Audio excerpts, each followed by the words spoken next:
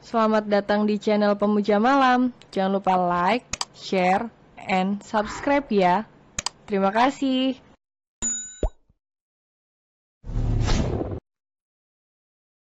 Episode 19, ternyata kamu cantik juga. Andrea berpura-pura tidak bisa menarik sabuk pengaman. Arthur yang sudah memakai pun kembali melepas agar leluasa bergerak. Coba aku lihat. Pria itu menyeberangkan badannya ke samping, memeriksa sisi kiri Andrea. Gadis itu menyeringai, kemudian dengan sengaja menghembuskan nafasnya pada pipi Arthur, yang berada tepat di depan wajah Andrea. Seketika Arthur menoleh, jarak mereka begitu dekat, dan Andrea memanfaatkan kelemahan pria itu. Memberanikan diri, Andrea kemudian mengecup singkat bibir tebal di hadapannya, memancing agar pria itu berbuat lebih. Dan benar saja, tak menunggu lama, mereka pun kembali beradu bibir. Di sela kegiatan panasnya, Andrea menyempatkan diri melihat mobil di hadapannya. Terlihat tangan Celine mencengkeram kemudi dengan kuat. Andrea yakin, sekarang wanita itu sedang terbakar amarah. Andrea menepuk dada Arthur. Ia hampir kehabisan nafas. Pria itu mengerti, kemudian menyudahi adu bibir itu. Senyum terbit di wajah tampannya. Keduanya sama-sama terengah. Sebelum kembali duduk, Arthur pun mengecup kening Andrea, membuat gadis itu tersentak. Dan jantungnya berdetak kencang. Sudah beberapa kali mereka berciuman, namun baru kali ini Arthur mencium keningnya.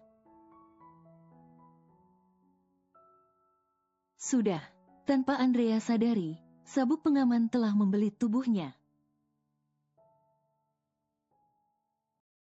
Makasih, Art. Gadis itu menjadi gugup. Kemana mobil itu? Gumamnya kecil. Mobil siapa? Ternyata Arthur mendengarnya. Bukan. Tadi aku melihat mobil antik melintas di depan.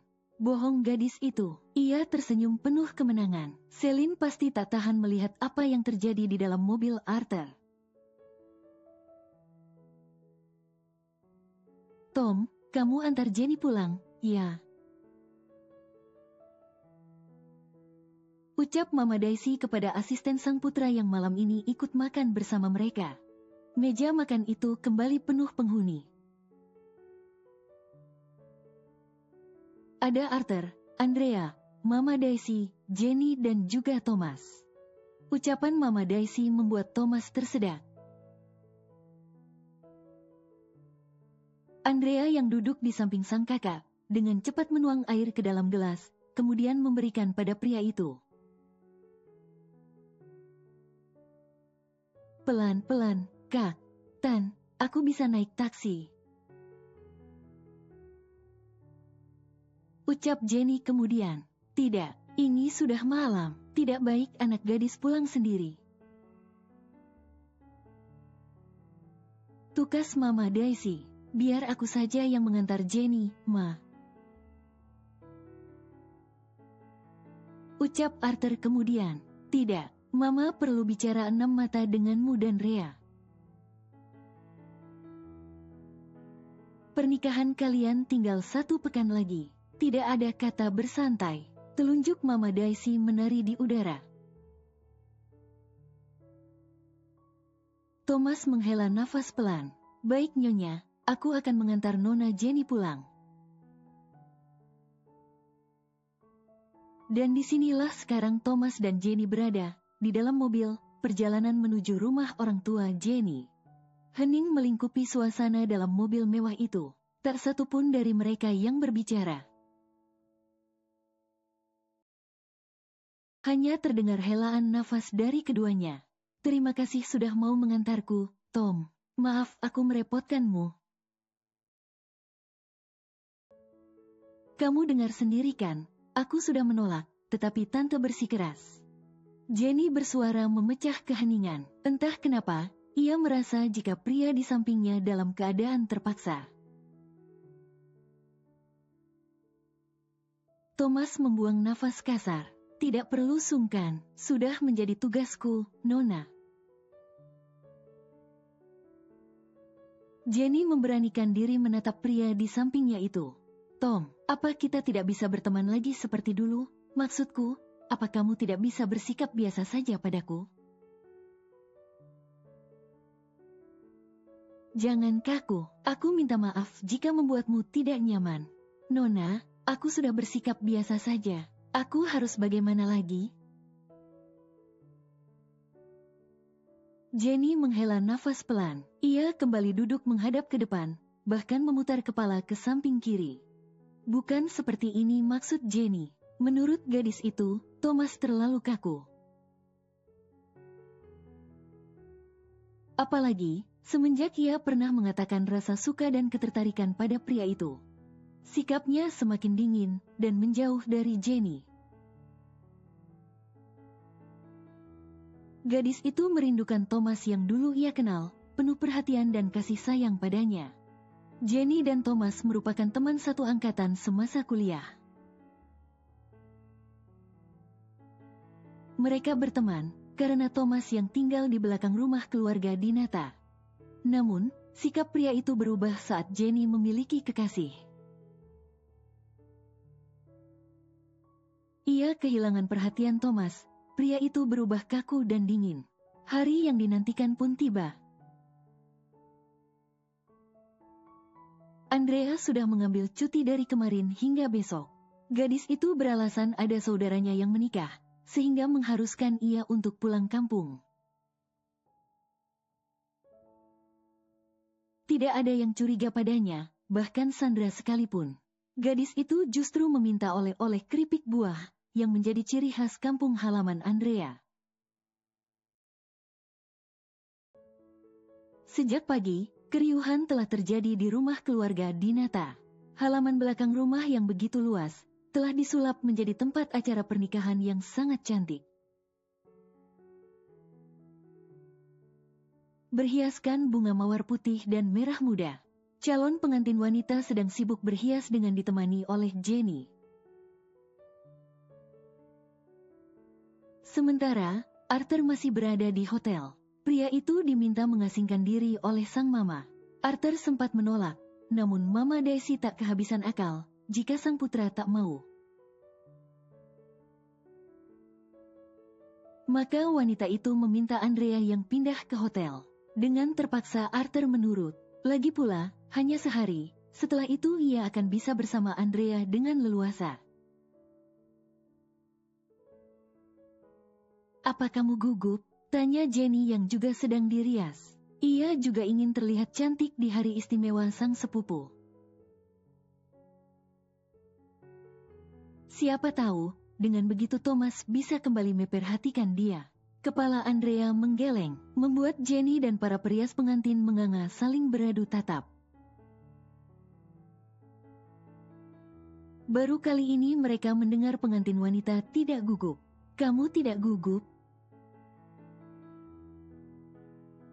Tanya Jenny terheran. Tidak, Kak.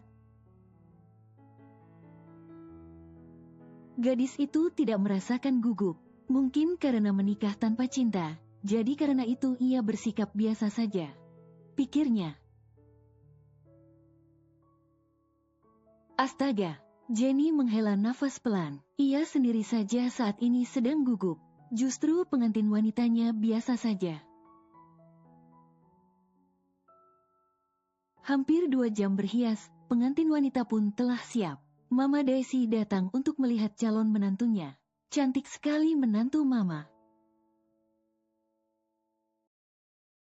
Wanita berdarah Inggris itu mendekat, dan hampir mendekap Andrea, namun Jenny langsung menghadang. No, Tante, riasannya bisa rusak.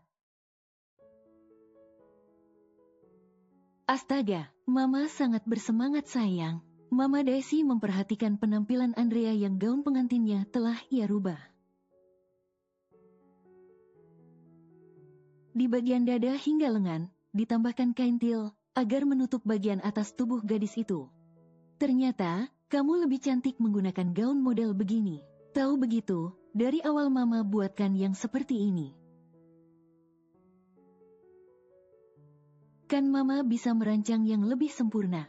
Tidak apa-apa, Ma. Ini sudah sangat indah. Aku sangat menyukainya. Jawab Andrea saat melihat wajah sang mama mertua berubah sendu.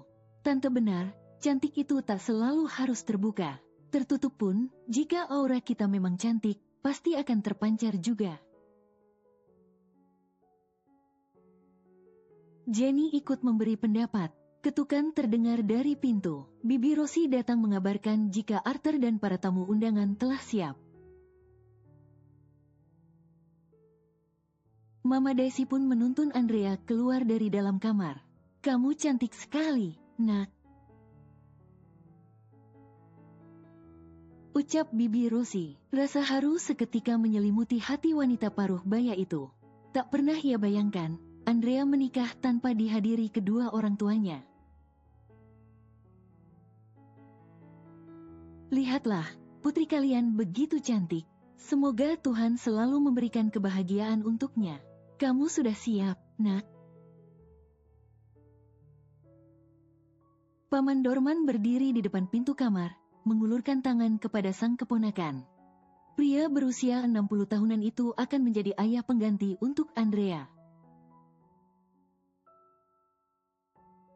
Iya, Paman. Andrea menyambut uluran tangan sang paman, kemudian merangkul lengan pria paruh baya itu. Sementara itu, di taman belakang, Arthur sudah tidak sabar memulai acara pernikahannya. Ia tidak biasa menunggu terlalu lama, dalam hal bisnis sekalipun. Beberapa undangan juga telah hadir. Mama Daisy memang tidak mengundang para karyawan hotel. Namun wanita paruh baya itu mengundang para manajer di kantor Dinata.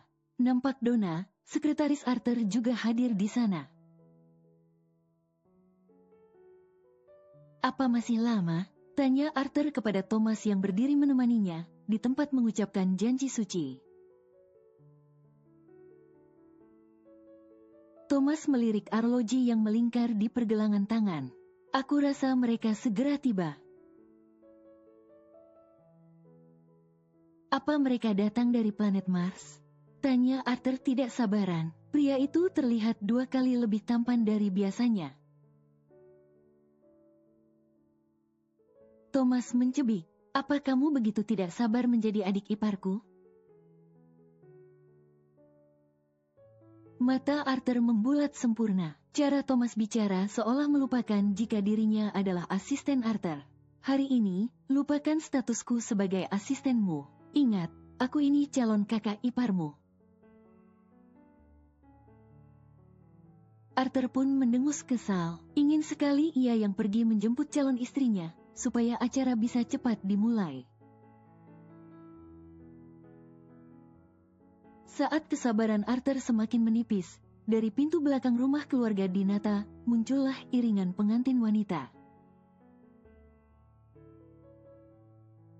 Lihatlah, yang kamu tunggu-tunggu sudah datang, ucap Thomas. Namun Arthur tak menanggapi. Ia sibuk menatap ke arah depan, mengamati dengan lekat sang calon istri. Sial, ternyata dia lebih cantik dari yang aku bayangkan. Andrea terlihat sangat cantik dengan gaun panjang menjuntai menutupi tubuh. Apalagi, bagian dada kini sudah tak terlihat dengan jelas karena sudah ditutupi kain tipis. Ingin sekali Arthur menyeret gadis yang tengah diapit oleh orang tua Thomas itu ke dalam kamar. Silahkan, Tuan, ucap Paman Dorman, menyerahkan tangan Andrea kepada calon suaminya. Men, mulai sekarang, Arthur juga putramu. Berhenti memanggilnya Tuan, ucap Mama Daisy dari arah belakang. Benar yang mamaku katakan, Paman. Arthur menimpali.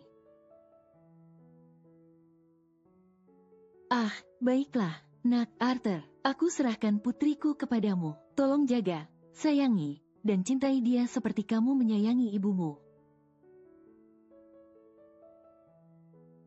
Jangan pernah menyakitinya. Jika kamu bosan, tolong kembalikan putri kami secara baik-baik, seperti kamu memintanya dulu. Andrea menatap ke arah sang paman. Mendengar ucapan pria parubaya itu, hati Andrea berdenyut lebih kencang dan rasa haru pun menimpali. Ia kemudian melihat ke arah pria yang sedang mengulurkan tangan padanya. Gugup itu tiba-tiba menyerang tanpa permisi. Nak, sambutlah tangan calon suamimu. Andrea menelan ludahnya kasar. Tangan yang sedari tadi menggenggam buket bunga dengan erat ia urai. Kemudian meraih tangan Arthur. Ternyata kamu cantik juga. Bisik Arthur saat Andrea telah berdiri di sampingnya. Kamu juga tampan. Andrea berusaha menepis rasa gugup yang kian besar ia rasakan.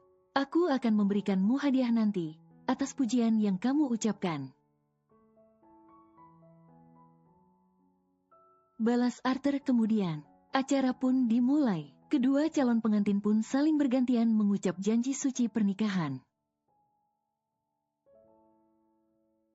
Arthur melepas cincin tunangan yang beberapa hari lalu ia sematkan, memindahkan ke jari yang lain. Kemudian menggantikan dengan cincin pernikahan. Andrea juga memasangkan cincin pada jemari Arthur. Setelah itu, pengantin pria diizinkan untuk mencium pengantin wanita. Arthur menyeringai. Tentu hal ini yang paling ia tunggu-tunggu. Sudah hampir seminggu sejak mereka beradu bibir di parkiran kantor. Pria itu sangat merindukan bibir Andrea. Tepuk tangan pun bergemuruh saat Arthur menyesap dengan lembut bibir berlapis gincu merah itu. Akan aku lanjutkan nanti. Bisik Arthur menyudahi ciuman mereka. Kedua mempelai kemudian diminta menandatangani beberapa berkas.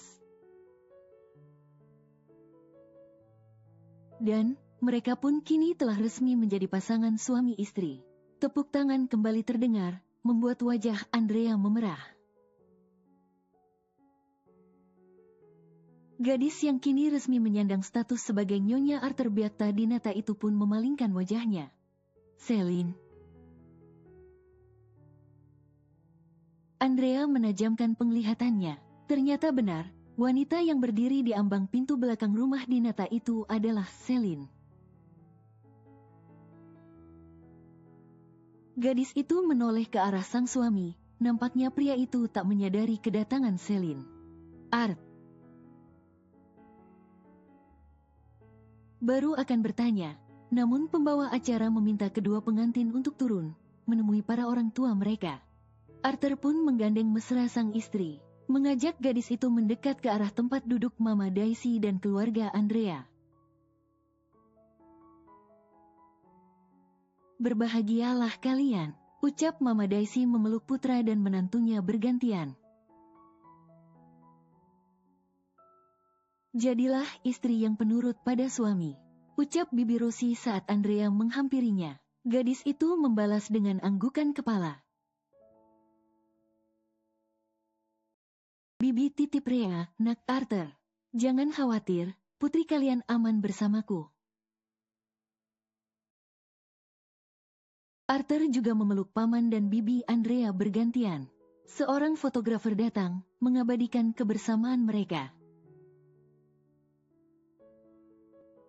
Namun, sebelum gambar diambil, Andrea meminta Susrini mendekat.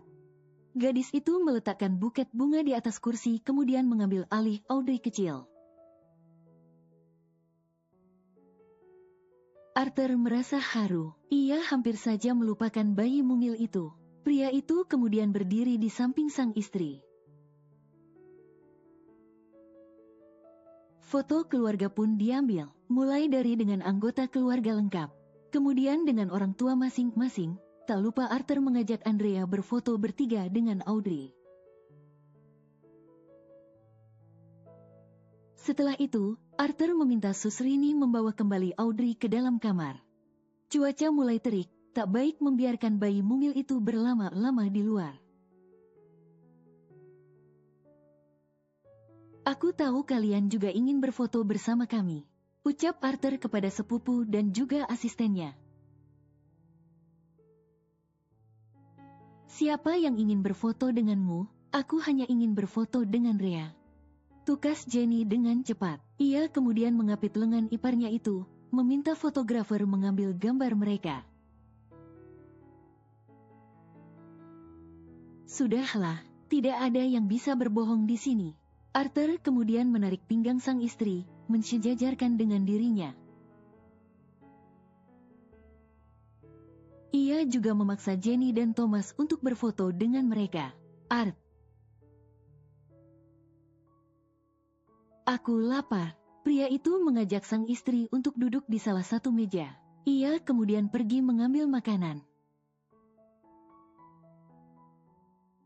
Andrea kembali melihat ke arah pintu belakang rumah. Ternyata Celine masih berada di sana. Astaga, apa dia kena totok? Kenapa mematung di sana? Ayo makan. Arthur meletakkan satu piring makanan di atas meja, membuat alis Andrea bertaut. Kenapa hanya satu piring? Tanyanya heran. Ini sudah banyak, lagi pula piring hanya sedikit, yang lain biar bisa makan juga. Andrea menatap tak percaya ke arah pria yang kini menyandang status sebagai suaminya.